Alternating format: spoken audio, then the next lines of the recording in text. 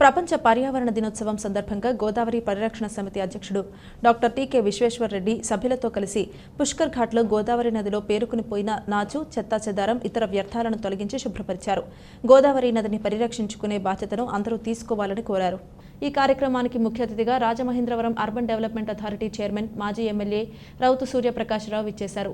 విశ్వేశ్వర్ రెడ్డి గోదావరి పరిరక్షణ సమితి స్థాపించి గోదావరి నదిని కలుషితం కాకుండా ఉంచాలనే ఆశయంతో పనిచేస్తున్నామని తెలిపారు. ప్రతి ఒక్కరూ పర్యావరణంపై అవగాహన పెంచుకుని దానికి తగ్గట్టుగా గోదావరి నదిలో ఎటువంటి కలుషిత పదార్థాలు కలపకుండా మనమే జాగ్రత్తలు తీసుకుంటూ గోదావరి నదిని పరిరక్షించుకోవాల్సిన బాధ్యత మన మీద ఉందన్నారు. నగరంలోని విద్యార్థులు, పౌరులందరూ ప్రతి ఒక్కరూ ఒక మొక్కను నాటి 1 సంవత్సరం వరకు దాన్ని పరిరక్షించేలా పెంచాలని విజ్ఞప్తి చేశారు.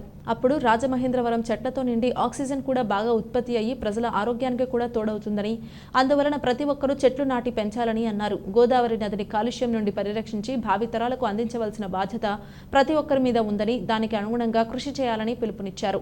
మానవాళి ముప్పు వాటిల్లకుండా పర్యావరణ కాలుష్యాన్ని నివారించేందుకు అందరూ ముందుకు రావాలని కోరారు. పడవలపై నదిలోకి వెళ్లి పారలతో చెత్త, నాచు, వ్యర్థాలను తొలగించారు.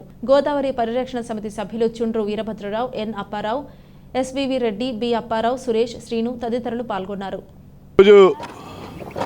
జూన్ 5వ తేదీ అంతర్జాతీయ పర్యావరణ దినోత్సవం సందర్భంగా గోదావరి పరిరక్షణ సమితి ఆధ్వర్యంలో ఇక్కడ పుష్కరాల రేవులో గోదావరిలో ఉన్నటువంటి నాచు, చెత్త అంతా తీసి క్లీన్ చేసే కార్యక్రమం పెట్టడం జరిగింది. మరి జనరల్గా ఈ పర్యావరణం మీద ప్రజలకి సరైన అవగాహన లేదు.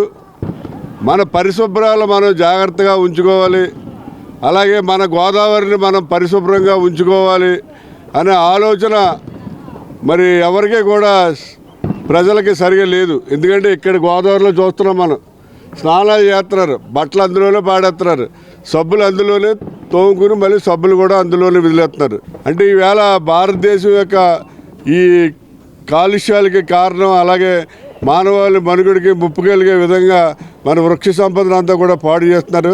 కాబట్టి ప్రతి వాళ్ళు కూడా, నేను రాజమండ్రిలో ఉన్నటువంటి స్కూల్స్, కాలేజెస్ పిల్లలందరికీ కూడా పిలుపునిచ్చేది ఏంటంటే, మీరు కనీసం ఒక మొక్కను నాటి ఆ మొక్కను సొంత మొక్కలా పెంచండి.